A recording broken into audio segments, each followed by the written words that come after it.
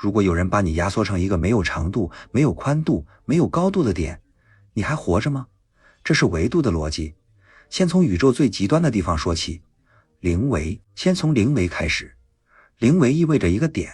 但它不是一个小点，而是一个完全没有尺寸的存在，没有长度，没有宽度，没有高度，它不占据空间，不向任何方向延伸，它只是存在。在那里没有运动，因为运动需要空间，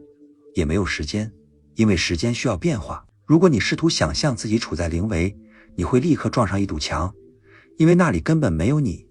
没有身体，没有思维，没有意识。那不是黑暗，也不是虚无，而是一种没有任何属性的存在状态。在数学中，点是一切的起源；在物理学中，它代表零自由度的状态，那里什么都无法发生，但一切都可以从那里开始。所以当你进入零维，你不会消失，你会被压缩成一个没有尺寸的点。理论上你还存在，但连宇宙都几乎无法察觉你。接着是一维，当你进入一维世界，你不再是一个有体积的身体，而是一条线，没有厚度，没有深度，器官不会层层堆叠，你只是一条沿着一个方向延伸的形状。在这个世界里，你只能向前或向后移动，仅此而已。你无法转弯，因为转弯需要另一个方向。你无法绕过任何东西，因为根本没有绕过去这个概念。如果另一个一维存在挡在你面前，你们谁也无法穿过对方。没有上，没有下，没有侧面，你只能停下或者发生碰撞。躲藏是不可能的，因为不存在里面和外面。你的整个宇宙只有一条线，没有替代路径。这是一种极度受限，几乎令人窒息的现实。但在这里第一次出现了变化，沿着这条线，事件可以按顺序发生，出现之前和之后，运动开始有意义。虽然它极其有限，但它真实存在。因为世界过于简单，无法承载复杂结构或物质，但它提供了空间的最早几何概念。一个只有单一自由度的宇宙可以变化，却无法复杂。然后是二维，如果你进入二维世界，你会变得完全扁平，你的存在只是一个轮廓。在二维空间里，我们熟悉的原子结构根本无法存在，所以你会失去熟悉的物质身体。如果那里存在生命，那一定是某种完全不同假想的物质形态构成的。对你而言，整个现实只是一张平面，你依然可能拥有关系，甚至拥有类似家庭和房子的结构，但走进房子这个概念是不存在的，因为没有真正的里面和外面。在二维世界，你可以左右前后移动，第一次你可以绕过障碍物，但你依然做不到一件事，你无法看到上方或下方，因为这两个方向根本不存在。你无法转身拥抱站在身边的人，如果他在上方，你甚至无法意识到那个方向的存在。这里发生了一件极其重要的事情，二维生命无法想象第三维度，不是因为它愚蠢，而是因为它的大脑完全在平面世界中进化。如果一个三维物体与二维世界产生交互，二维存在只能看到它的切片，它无法理解整体，只能看到不断变化的截面。而真正令人不安的是，如果有更高维度的存在正在与我们互动，我们所看到的或许也只是切片。当你进入三维世界，你终于拥有了长度、宽度和高度，体积变得真实，厚度出现，里面和外面开始有意义。这是物质真正可以存在的维度，原子可以堆叠形成稳定结构，器官可以隐藏在身体内部，物体可以分层存在而不再完全暴露，重力开始起作用，压力、质量、力量都变得真实，空间不再是抽象概念，它变得坚实。你可以转身，可以朝任何方向移动，也终于可以拥抱你爱的人。在三维世界里，你可以建造破坏、储存、隐藏，这些在低维空间中都无法实现。现实表现为一个个独立的实体，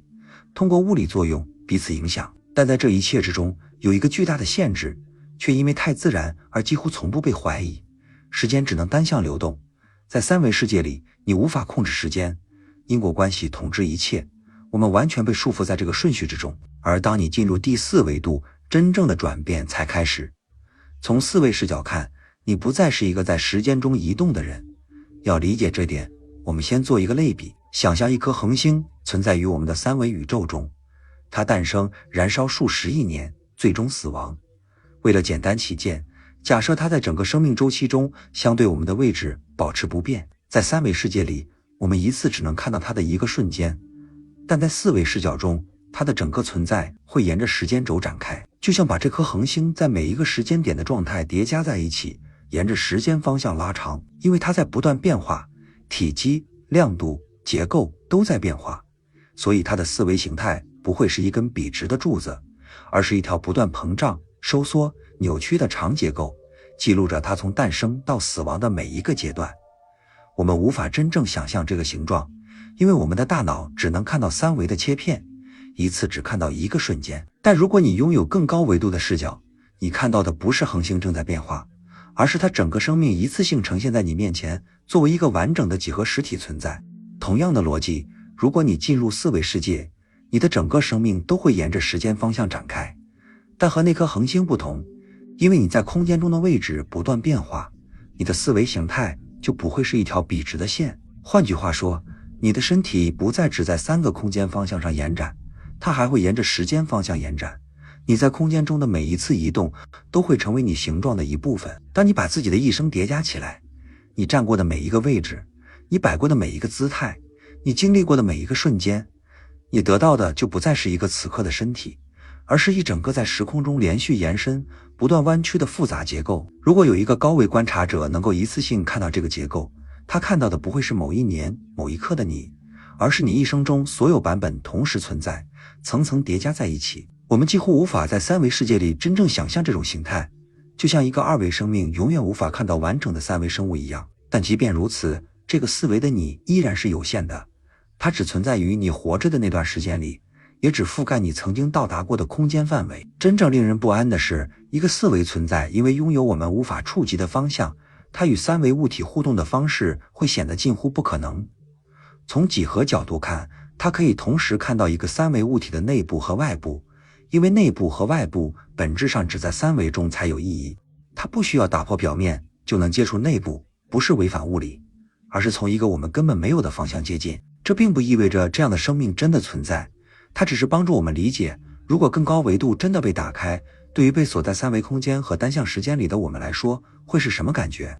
当你进入第五维度的世界，真正奇怪的事情开始发生了。如果你已经把第四维度理解清楚，那么第五维度至少在概念上会稍微容易一点。在第四维里，你的一生会作为一个连续结构，沿着时间轴被拉伸展开。现在，为了想象第五维，你只需要在这张时空图像上再加一条新的轴。这条轴不是新的空间方向，它代表的是同一个宇宙中不同可能历史的并列存在。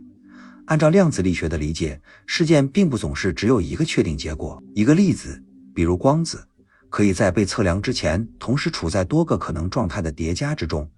现在把这个想法放到你的人生上，在任何一个瞬间，你都可以做出不同选择。一个版本的你走一条路，另一个版本走另一条路。在五维图景里，这些不同版本的你并不会互相消失，它们会沿着这条可能性轴并排存在。也就是说，如果你把自己想象成一个沿时间展开的四维存在，那么加入第五维之后，你不再只是一个时空结构，你会变成一整束时空结构。你的人生不再只有一个版本，而是许多版本平行存在。即便对四维存在来说，这都极其难以想象，但从五维视角看，它会把所有这些可能的人生路径看作一个更大整体结构的一部分。那么从低维角度来看，五维存在能做什么？它不会被困在单一时间线里，理论上它可以在同一个宇宙的不同可能历史之间移动。对我们来说，像命运或固定历史的东西，在他眼里更像是一排并列的选项。但即便如此，五维存在也不是无限的，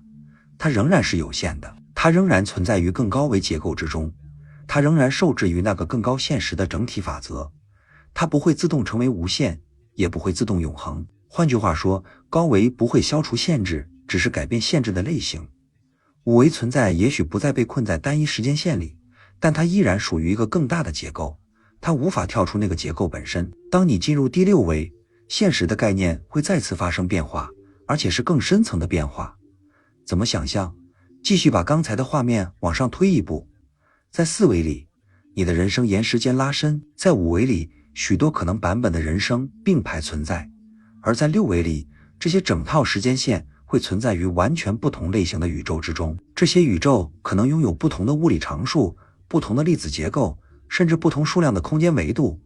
所以在第6维里，试图想象你身体的形状或外观，其实已经没有太大意义。跨越物理法则完全不同的宇宙，任何熟悉的形态都无法稳定存在。唯一能够真正跨越这些不同现实的，只可能是抽象的结构或信息，而不是可以被直观想象的物理形态。即便是6维存在，也并不是真正无限的，它依然是有限的，因为它存在于一个更高维结构之中，而那个结构并不由它控制，它仍然受制于所有可能宇宙空间的总体规则。当你进入第7维，你会抵达一个层级，在那里普通的物理直觉几乎完全失效，这已经不再只是不同时间线或不同宇宙的问题。第7维常被描述为一个总体空间，它同时包含所有可能宇宙、所有可能时间线以及所有可能物理法则。凡是能够存在的东西都会在这个总体结构中的某个位置存在。在这个层级上，身份不再是一个物理概念，而变成纯粹的关系或结构。如果所谓7维存在这个说法还算有意义的话，它不会把现实体验为一连串事件，它不会真正经历从一个地方到另一个地方，也不会经历从一个时间走向另一个时间，因为所有地点、所有时间、所有法则、所有结果都已经被包含在这个整体之中。从这个视角看，没有什么被创造，也没有什么被毁灭，所有逻辑上可能存在的东西都已经在结构里占据位置。那么一个7维存在还能做什么呢？说到这里，做这个概念本身开始变得模糊。行动意味着变化，而变化意味着处在一个时间与因果正常运作的系统里。但在第7维这个层级，现实更像一张完整的地图，而不是一段旅程。地图之外没有空间可以进入，地图内部也没有缺口需要填补。我们无法再解释更多关于这个维度的东西，因为无论那里存在什么，都已经超出了我们的逻辑和想象力。理论上，第7维之上或许还存在其他维度，但继续谈论它们几乎变得没有意义。在那个层级，我们关于空间、时间、形态甚至物理法则的概念都会失效。确实有人猜测也许存在意识层面的维度，或者更基础的现实层级，但目前没有任何科学证据支持这些想法。所以也许我们更适合在这里停下来，把想象力收回来，回到我们熟悉的世界。毕竟再往上想，脑子真的要烧坏了。